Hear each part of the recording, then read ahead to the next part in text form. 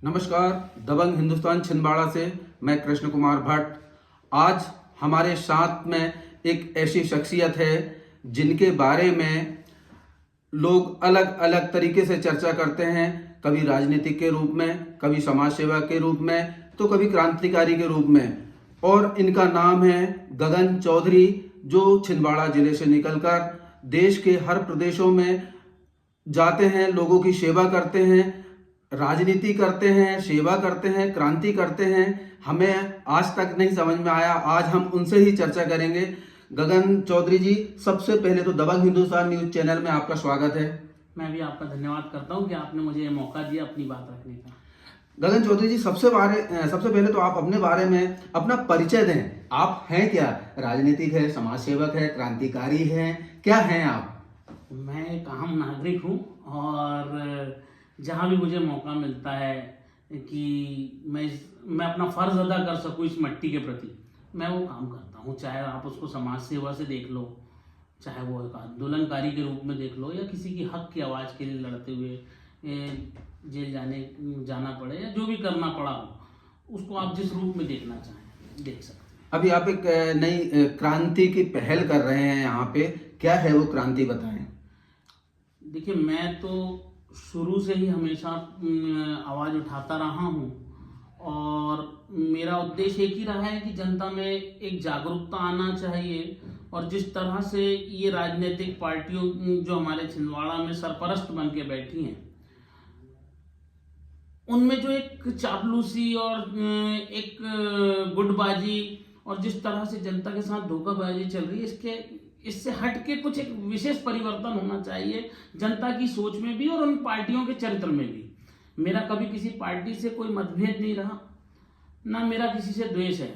मेरा सिर्फ एक ही कहना है कि ये व्यवस्था परिवर्तन होना चाहिए। जो व्यवस्था चल रही है मैं उससे असंतुष्ट रहा हूँ, तो मैं उसके खिलाफ आवाज उठाता हूँ।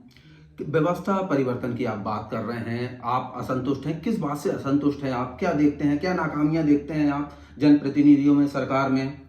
आप देख लीजिए कि छिंदवाड़ा का इतना विकास हुआ, इतना अच्छा है, हॉस्पिटल बना, पर उस हॉस्पिटल के बनने के बाद क्या उसमें व्यवस्था है? आपने अभी देखा होगा कि जो MRI मशीन है, ठीक है, कमलनाथ जी ने दान कर दी, पर क्या उस MRI मशीन का लाभ भारत छिंदवाड़ा की जनता को मिल पा रहा है पूरी तरह? क्या वो फ्री सुविधा मिल रही है? आज तो वहां कमीशनबाजी चल रही है। आप देख लीजिए, इतना बड़ा हॉस्पिटल बना, उसमें पुराने हॉस्पिटल से ज्यादा बदतर हालात हो गए। आज वो जो लिफ्ट चलती है उसमें आप देखिए गंदगी कितनी है, कौन सी सफाई रह रही है। आप जहां खाना बनता है वहां आज ही पानी टपकता है, ऊपर की बाथरूम का पानी वहां अंदर टपक रहा है।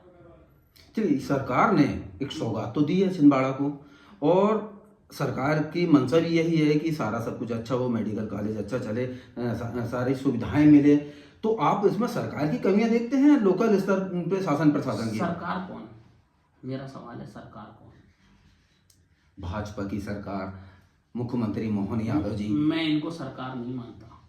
ये हमारे द्वारा चुनी गई एक शासन व्यवस्था है। सरकार है आम आदमी, आवाम। सरकार वो लोग हैं जो इसे चुन के इनको हमारा नेतृत्व करने की हम क्षमता देते हैं। ये हमसे गद्दारी करते हैं। एक बार ये उस ड्राइवर की तरह है जो एक बार गाड़ी खरीद के देने के बाद 5 साल के लिए, जिस दिन शोरूम से गाड़ी निकालना रहता है उस दिन तक हम मालिक रहते हैं। जैसे ही शोरूम से गाड़ी निकलकर चाबी उसके हाथ में आती है, वो उसके बाद 5 साल बाद हमको मिलता है। ये वो ड्राइवर चुने हमने। आज़ादी के 78 साल बाद आप कहते हैं जनता सरकार है, बिल्कुल आपका कहना सही है। क्या जनता में इतनी जागरूकता है? अगर नहीं है तो उसके लिए आपके द्वारा क्या मुहिम चलाई जा रही है? मैं शुरू से खिलाफ रहा हूं सभी पार्टियों के, परंतु अब मुझे कुछ एक नया रास्ता नजर आया है। जिस दिन अरविंद केजरीवाल जी निर्दोष बरी हुए, मैं लगातार देख रहा हूं कि सिसोदिया जी जो शिक्षा मंत्री थे, वो किस तरह से जर्मनी की शिक्षा के बारे में बात कर रहे हैं। उन्होंने दिल्ली में शिक्षा को कैसे मॉडल बनाया। और चूंकि मेरा बेटा भी दिल्ली पढ़ता है, तो मेरा दिल्ली बहुत ज़्यादा वैसे भी जाना आना था, और किसान आंदोलन के समय तो हर 15वें दिन जाता था। मैं शहीद मोर्चे पे रहा, तो मेरा दिल्ली से एक विशेष संपर्क बन गया इन 5 सालों में। तो मैंने जो महसूस किया कि दिल्ली की जो सरकार बदली उसके बाद जो जनता ने महसूस किया वहां की कि यार हमसे बहुत बड़ी गलती हो गई, हम ये रेखा गुप्ता कैसे आ गई। कहाँ कहाँ कमी रह गई? आपने बताया कि अरविंद केजरीवाल जी ने शिक्षा, स्वास्थ्य, आम जनजीवन के लिए बहुत अच्छा किया, फिर कहाँ कमी रह गई? क्यों मतलब दरकिनार किया गया अरविंद केजरीवाल देखिए, को? अगर आप दरकिनार किया गए की बात करें तो आप अच्छी तरह से जानते हैं कि पूरा देश ईवीएम के नाम से रो रहा है, पूरा देश सेटलमेंट की राजनीति के नाम से रो रहा है। किस तरह से सत्ता का दुरुपयोग कर कर सरकारें गिराई जा रही हैं, सरकारें बनाई जा रही हैं, कैसे मैंडेट लिया जा रहा है, कैसे नेता तोड़े जा रहे हैं, कैसे जनप्रतिनिधियों को पक्ष और विपक्ष को किस तरह ब्लैकमेल किया जा रहा है, ये आप अच्छी तरह जानते हैं। उस विषय में मेरे बोलने से कोई प्रभाव नहीं पड़ेगा, क्योंकि उसमें बड़े बड़े लोग शहीद हो गए बोलते बोलते, जेल चले गए, पर उसमें कोई बदलाव हुआ क्या? अभी सोनम वांगचुक छूटे हैं, किस स्थिति में छूटे? 5.5 महीने 6 महीने रहने के बाद आदमी क्या हाल है। उमर खालिद आज इतने दिनों से अंदर है, आगे वो भी छूटेगा, मोहम्मद इस्लाम भी छूटेंगे। तो ये आप बोल रहे हैं कि सब मतलब हमारे बोलने से कुछ नहीं होता, बोलते बोलते लोग शहीद हो गए, तो क्या मतलब इसी हालात में छोड़ दिया जाए? ये वो निर्दोष लोग हैं, निर्दोष छूटने ही है सभी लोग। अभी देख लो आप, सोनम वांगचुक देख लो, अरविंद केजरीवाल, जितने लोगों को इन्होंने धरा है, सत्ता और शासन के दबाव में आज जुडिशियली आ गई। मैं जुडिशियली पे कोई कमेंट नहीं करना चाहता, क्योंकि हमारी सर्वोच्च न्यायपालिका, उसका उनका जो भी निर्णय है हमें सर्वमान्य रहना चाहिए। परंतु जिस तरह से सत्ता के दबाव में काम हो रहे हैं, सारे इंस्टीट्यूशंस टूट गए हैं। आज हमारा लोकतंत्र, जिसके ऊपर भारत का लोकतंत्र एक ऐसा लोकतंत्र था जिस पे गर्व था हमको, वो लोकतंत्र बचा है। लगता है कहीं लोकतंत्र बचा है। आज एक आम आदमी को अपने वोट देने के बाद ये भरोसा है कि मैंने जिसको वोट दिया हूं उसी को वोट गया होगा। कैसे बदलाव होगा, कैसे सुधार होगा? सोच हमें, देखिए 5 आम सड़े हैं, 5 आम सड़े हैं, उसमें से एक आम थोड़ा सड़ा है, उसको काट के खाया जा सकता है, और भूख भी बहुत लगी है, तो सब 5 आम को फेंकना भी मुनासिब नहीं है। तो वो जो सबसे कम सड़ा हुआ आम है उसको थोड़ा सा काट के खाया जा सकता है। आम जनजीवन के बारे में, एक जो निचला स्तर है, आज भी वो इसी तरीके से अपना जीवन यापन कर रहा है। क्या मुहिम है आपकी? आप क्रांति की बात करते हैं, समाज सेवा की बात करते हैं, तो उनका स्तर उठाने के लिए क्या मुहिम है आपकी? एक आम आदमी के अंदर अपनी जरूरतों से ज्यादा मोहब्बत होने से पहले इस देश से मोहब्बत होने की बात पैदा हो। आम आदमी को जेल का डर खत्म होना चाहिए कि यदि हम सत्यता के लिए सही रहते हुए अगर एक नहीं ताउम्र भी अगर जेल में कोड़ दिए गए, तो हम उन क्रांतिकारी शहीदों के समान जीवन यापन करते हुए अपना जीवन दान कर देंगे, जैसे हमारे नेताओं ने किया, जो शहीद क्रांतिकारी थे जिन्हें आज़ादी की लड़ाई लड़ी। आप सोचो 65 दिन भूखे रह के बाद भी लोग वहां पे लाहौर की जेलों में जिन्होंने मौत को गले लगाया, हमारे क्रांतिकारी थे। भगत सिंह के बारे में सोचो आप, उसको एक दिन पहले कहा गया कि माफीनामा लिख दे, नहीं लिखता है वो बच्चा, 23 साल का उम्र का आदमी। आप सोचिए कि चंद्रशेखर आजाद को कहा जाता है कि तेरे माँ बाप को 1 जून की रोटी नहीं है, तू ये लूट कर पैसा ला रहा है, ये डकैती डालकर। तो उसने बोला कि डकैती से आया पैसा देश के लिए हथियार खरीदने के लिए है, अंग्रेजों के खिलाफ क्रांति करने के लिए। मैं इसका पैसा अपने व्यक्तिगत उपयोग में नहीं ले सकता हूँ। यदि तुम मेरे माँ बाप को खाना नहीं खिला सकते, जब उसके पास खबर पहुंचाई उसके पड़ोसियों ने, तो बोले अगर तुम खबर नहीं खिला सकते तो मैं एक दिन रात को आऊँगा और अपने माँ बाप को गोली मार दूंगा, पर मैं देश के पैसे के साथ अपने उपयोग में नहीं लूंगा। ये क्रांति की बात हुई। और एक और क्रांति हमने देखा है, आपकी गाड़ी में लिखा हुआ है जय जवान जय किसान, जो आप छिंदवाड़ा से निकलकर जहाँ तक हमें याद है आप दिल्ली भी गए हैं, किसान आंदोलन में भी पहुंचे हैं। तो आज किसानों की समस्या तो लगभग खत्म हो गई है। किसान सम्मान निधि मिल रही है, सारी सुविधाएं मिल रही है, यूरिया मिल रही है। क्या देखते हैं आप? क्या देख रहे हैं? अगर आपको यदि ये नहीं दिखाई पड़ रहा, आप ये कह रहे हैं कि अगर समस्या समाप्त हो गई है, तो मुझे लगता है कि शायद आपने अपनी आंखों पे सत्ता का चश्मा लगा दिया है। अगर समस्याएं नहीं होती तो इतने किसान सोसाइटी, ये हम नहीं कह रहे हैं, ये मतलब सत्ता सिंहासन पर बैठे हुए लोग कह रहे हैं। तो उस बात को प्रचार कौन कर रहा है? गोदी मीडिया। कुछ जो निष्पक्ष मीडिया है, जो आवाज उठाना चाहता है, उसकी आवाज पहुंच पा रही है क्या? उसकी टीआरपी के पीछे आधा उसको कहाँ से जकड़ लिया जा रहा है, ये आप भी जानते हैं। कैसे से नेता और कैसे सरकारें उनको ऐड देके किस तरीके से प्रमोट कर रही हैं गोदी मीडिया को, और एक सच्चा मीडिया को कैसे दबाया जा रहा है। एक सच्चा पत्रकार, 90% छिंदवाड़ा जिले के पत्रकार अपना काम धंधा छोड़ के कोई गुपचुप की दुकान लगा रहा है, तो कोई बोर्ड बना रहा है, तो कोई कुछ कर रहा है। नहीं, वो अपना उनका पेशा है, वो उनका व्यवसाय है पत्रकारिता के साथ में, अगर वो अपना कोई बिजनेस कर रहे हैं, मजबूरी है उनकी, मजबूरी है उनकी, क्या करेंगे वो कहते हैं मेरे से, मेरे दोस्त हैं सब, मेरे से कहते हैं क्या करेंगे भाई, सच्चाई जो तू चिल्लाता है ये सुनने के लिए कौन हमारा साथ दे रहा है। चलिए, अब किसानों की बात कर रहे थे, तो किसानों के लिए बताएं, आप बता रहे हैं मतलब असंतुष्ट है आपसे और मतलब दुखी भी है, उनके लिए क्या कमियां रह गई है और कैसे उसमें सुधार हो? देखिए, स्वामीनाथन रिपोर्ट जब तक लागू नहीं होगी, कांग्रेस के समय में स्वामीनाथन रिपोर्ट 2006 में बनके कंप्लीट हुई, क्या लागू की गई? नहीं की गई।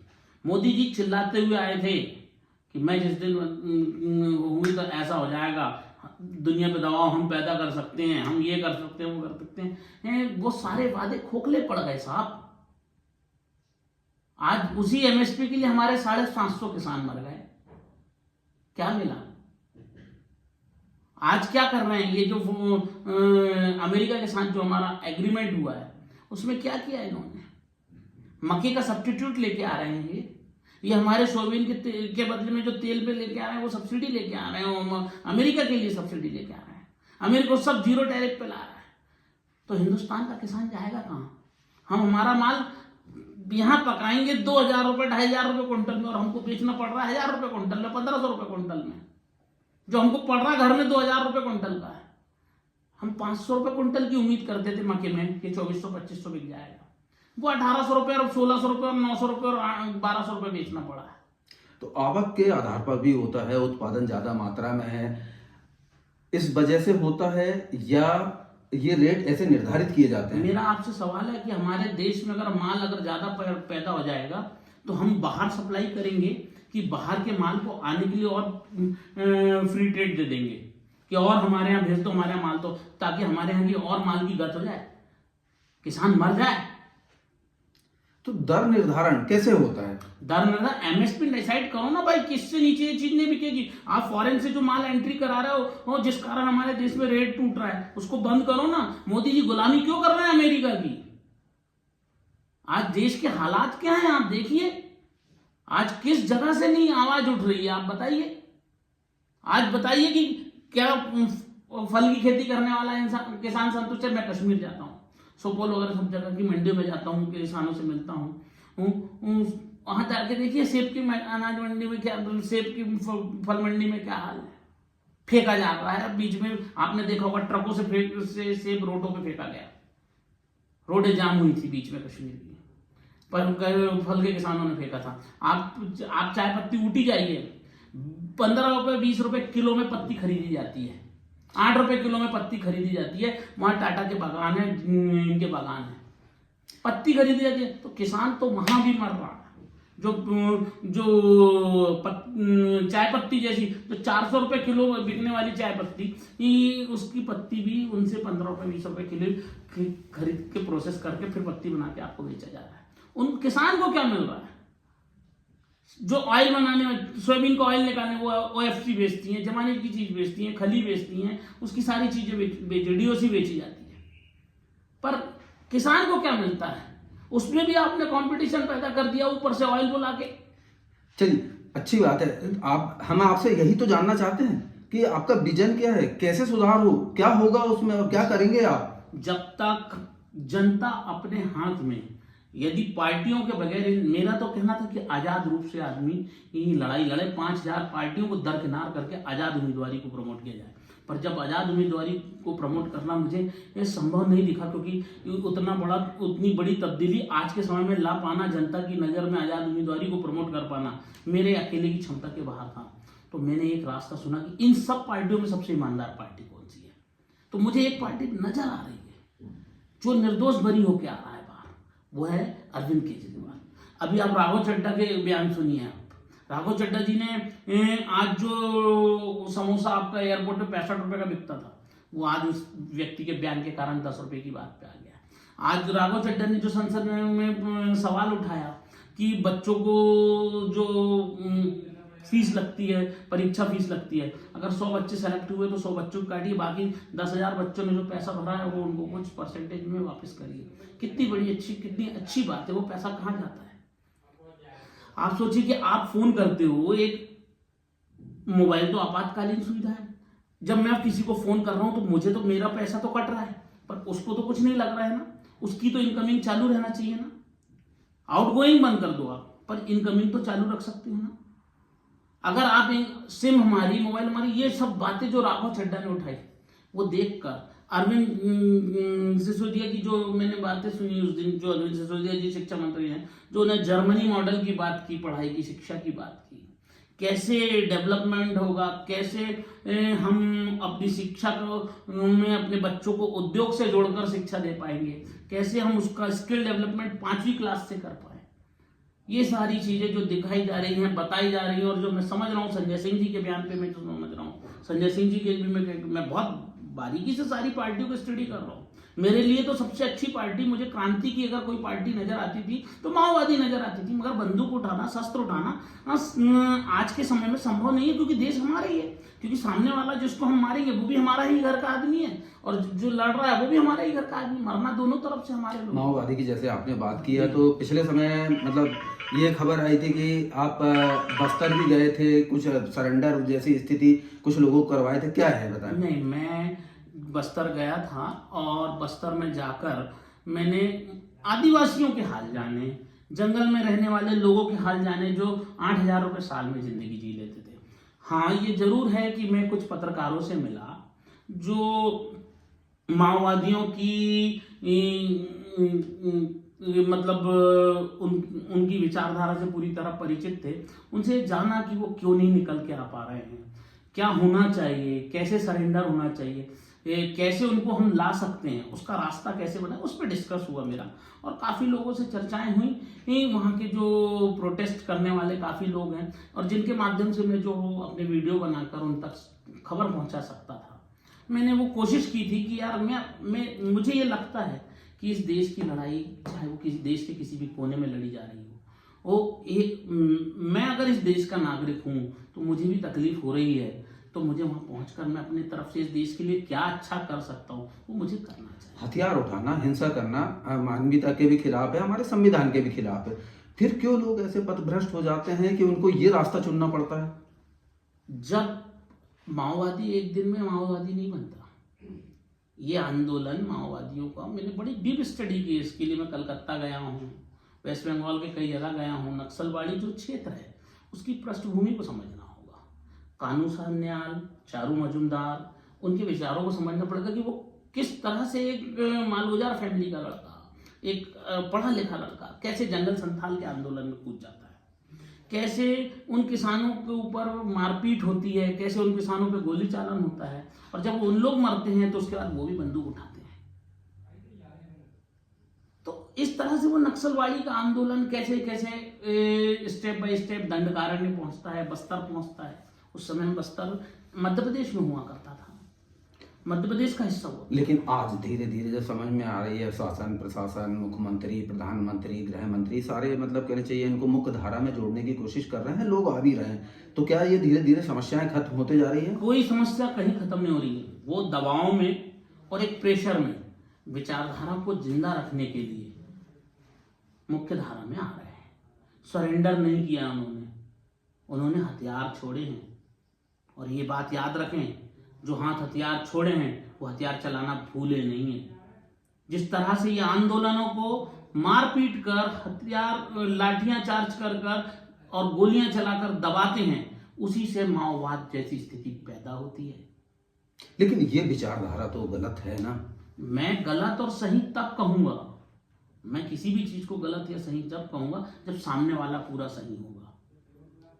अगर गरीबी है, शोषण है, तब बगावत है, और जहां बगावत है और बगावत का दमन है तो वहां माओवाद है, वहां नक्सलवाद है। आप दमन मत करो, उनको बोलने का मौका दो, सुनने का मौका दो। आप आज वो आ गए हैं, मुख्य धारा में आ गए हैं, वो मुख्य राजनीति में भी आएंगे। एक आजाद उम्मीदवारी की आपने बात किया, हाँ। और बीच में आपने एक और मुहिम चलाया था आजाद हिंद फौज की। क्या है सुभाष चंद्र बोस को लेकर, उनकी विचारधाराओं को लेकर क्या कोई आप मुहिम छेड़ रहे हैं? देखिए, आजाद हिंद फौज, आज फौज नहीं, आज आजाद हिंद वाहिनी है। वो आजाद हिंद फौज को फौज विलोपित नाम कर दिया गया है, क्योंकि एक देश में और भी फौजें नहीं रह सकती, तो इसलिए आजाद हिंद वाहिनी बना दी गई है। उसका मैं स्टेट प्रेसिडेंट भी हूँ। ऑल इंडिया फॉरवर्ड ब्लॉक का वो एक अनुषांगिक संगठन के रूप में एक INA का ग्रुप, उसको मैं पूरा वो चलाता है। परंतु देश में आज शहीदी का जज्बा किन में है? क्या हम उनको ड्रेस पहना के सिक्योरिटी गार्ड बना दें? मैंने स्टडी की, उसके लिए जिंदा शहीद चाहिए। इस देश के लिए मर मिटने का जज्बा पैदा लेकर चलने वाले लोग चाहिए। हजारों लोग से मिलने के बाद में भी जिंदा शहीद नहीं मिलते साहब। इसलिए आजाद हिंद फौज पे मैं स्टेट प्रेसिडेंट रहने के बाद भी मैंने ज्यादा काम नहीं किया, क्योंकि मुझे कोई ऐसा संगठन नहीं खड़ा करना चाहता, मैं ऐसा काम नहीं करना चाहता जो खड़ा तो कर दूं मैं, पर उसके बाद वो दिशा भटक जाए। इतनी मेहनत करने के बाद जब लोग खड़े नहीं हो रहे, अपने हक के लिए आवाज नहीं उठा रहे हैं और 4 कदम नहीं चल पा रहे हैं, तो कैसे बदलाव होगा? फिर कैसे क्रांति कर पाएंगे? देखिए, जैसे जैसे दमन बढ़ता है वैसे वैसे असंतोष बढ़ता है। आज भारत में कौन सा ऐसा कोना है जहां आंदोलन नहीं हो रहे? बिखरे हुए हैं आंदोलन, अभी ताकतें बिखरी हुई हैं। आप देखिए, शिक्षक अलग प्रोटेस्ट कर रहे हैं, मजदूर अलग प्रोटेस्ट कर रहा है, व्यापारी अलग टैक्स से परेशान है, वो अलग प्रोटेस्ट की स्थिति में है। आप देखिए, लाल झंडे के नीचे कितने सारे संगठन हैं, श्रमिक संगठन है, व्यापारिक संगठन है, वो अलग प्रोटेस्ट कर रहे हैं। तो धीरे धीरे पूरे देश में आंदोलन की स्थिति बनती जा रही है। और आज की डेट में अगर कोई एक उम्मीद दिख रही है मुझे, वो यही दिख रही है। अगर राजनीतिक पार्टियों की बात करूं तो इन दोनों कांग्रेस और भाजपा का एक नया हल दिख रहा है, आम आदमी पार्टी। तो आम आदमी पार्टी में क्या आपको लगता है कि आम आदमी पार्टी से जुड़कर आप ऐसी क्रांति की अलग जगा सकते हैं, लोगों में सुधार ला सकते हैं? अगर सही है तो फिर क्या कर रहे हैं आप? यदि आम आदमी पार्टी में वाकई में आम आदमी शब्द की इज्जत रखी जाए, ऊपर से बैठी हुई लॉबी, जो आम आदमी पार्टी का जो सिस्टम ऊपर से बैठा है, दिल्ली से बैठा है, भोपाल से बैठा है, प्रदेश स्तर से बैठा है, वो यदि अपने निर्णय जनता पे ना थोपे, वो निर्णय दे, पार्टी की गाइडलाइन दे और बोले कि लोकतांत्रिक तरीके से आप जनता के डिसीजन पे हमें अपना डिसीजन बताओ, और वो यहाँ की जनता के माध्यम से, इस शहर की जनता के माध्यम से इस जिले को चलाने का मौका दें, बहुत कुछ हो सकता। आम आदमी पार्टी में अभी गंदगी कम है, गंदगी से बहुत दूर है अभी वो। नहीं, फिर भी हमने देखा हाई कमान का जो आदेश होता है तो वो उस आधार पे चलता है, व्यक्तिगत मतलब क्षेत्रवाद के हिसाब से नहीं चलता। तब उस कंडीशन में क्या होगा? हाई कमान का आदेश गुलामों को मिलता है। आम आदमी अगर गुलाम हो गया तो फिर काहे की पार्टी और काहे का आदेश और क्या मानना? मैं गुलामी को मानने के लिए इस पार्टी में नहीं आ रहा हूँ, मैं इस पार्टी में एक व्यवस्था परिवर्तन के लिए आ रहा हूँ। और मैंने जो सोचा है कि हर निर्णय डेमोक्रेसी से लिया जाएगा, ऊपर से भी आदेश आएगा तो उस आदेश को उस जनता के सामने रखा जाएगा जिसके लिए वो आया है, उसमें से उनका वोटिंग परसेंटेज लेके मैं सिर्फ नाम मात्र का एक सांकेतिक अध्यक्ष बन के रहना चाहता हूँ। जो अगर वो बोल रहे हैं कि भैया आप अध्यक्ष बन जाइए, तो मैंने मना भी किया है कि मैं अध्यक्ष नहीं बनना चाहता। मैं कहा था कि बुजुर्गों को या कोई पुराने लोगों को बनाएंगे, यदि बनना भी पड़ता है तो मेरा सिर्फ एक सांकेतिक अध्यक्ष रहूंगा। जो भी निर्णय होगा वो जनता का होगा, वो पार्टी मेंबर्स का होगा। जब तक लोकतांत्रिक तरीके से, आज कांग्रेस के पतन का कारण क्या है मालूम है आपको?